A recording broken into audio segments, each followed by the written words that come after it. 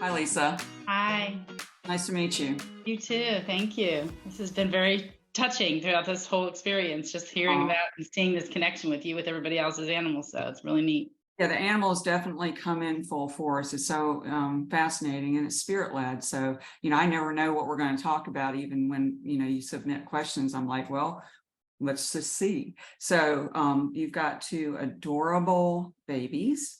Thank you. Um, and so tell me a little bit about Chewy's anxiety. How old is Chewy? Chewy is going to be 7 this month. He's the On the black left. and white.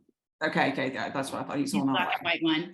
Okay. He ever since we got him, we got him as a puppy, but since we've had him, he's always had a certain anxiety around larger dogs. And when we go on walks, um, he's always looking before, front and back constantly. He'll sniff, but he just goes really slow in doing things. Um, and so just a certain level of anxiety for him. The other dog is almost will be 11 in September, and so he's been around longer, and having ailments, I guess. And so I didn't know if there was any connection between the older one having some more physical problems, while the younger one doesn't really have physical issues, but just more anxiety when it comes to being out and meeting people, or animals more so than people even. So of the two of them, which is the lead energy? Stronger energy. I would say the lead energy, and that's a really good question. I'd probably say it's the DJ, who is the golden Shih Tzu or blonde one. That he's the lead energy, because Chewy waits till he finishes eating before he eats. He says he's a little worried that something's going on with DJ and he's going to be having to handle things alone. That's why I asked. It feels like DJ's energy is in front of him, Yeah. that he lets him go first, like you just said, and that, he also leans on his energy. He says he's more confident than he is. Yeah. He has more confidence. And so he's just a little worried about it. And tell me again, what'd you say, how old is he? 7, 6? What do you He's think? gonna be 7 this month, at the end of the month. He And said, yeah, he's not even eating out of his own bowl. He'll eat only out of the bowl that the other dog eats out of most times, not all the time. Sometimes he'll eat his whole own bowl, but his own eating habits have been really off lately. He's had even stomach issues lately. So just lots of disruption, I guess, in his you've whole. been worried about DJ? Has there been a lot of discussion?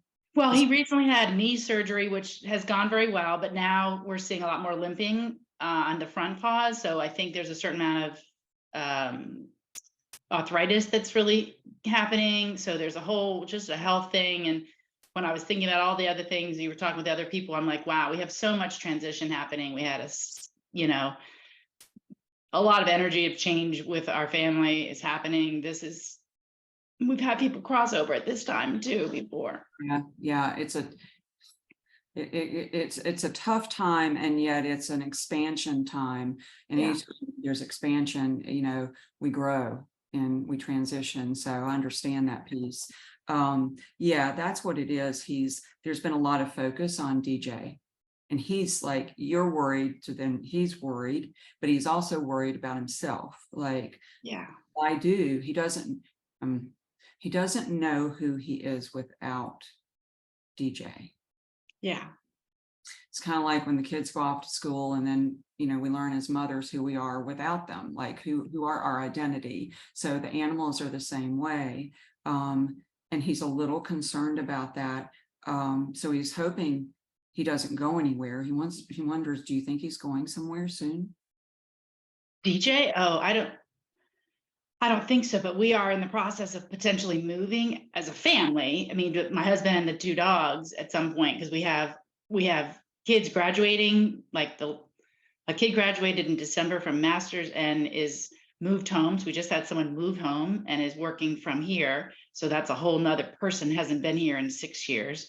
And then we have one of my DJ's, his mother basically is my daughter, who graduates, and she moves in to Charlotte in July. So she's here a lot though. And so her presence will be changing, at that point. She's not, I mean, so she'll be home for just a couple of months and then moving. So there's just a lot of upheaval happening, and there's a potential for our moving anytime in the next year.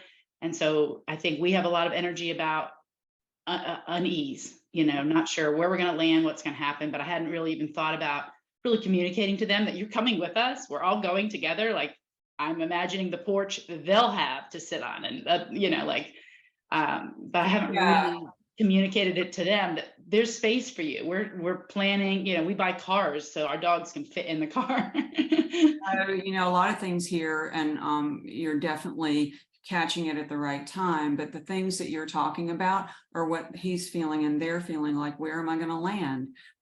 How do I put my foot?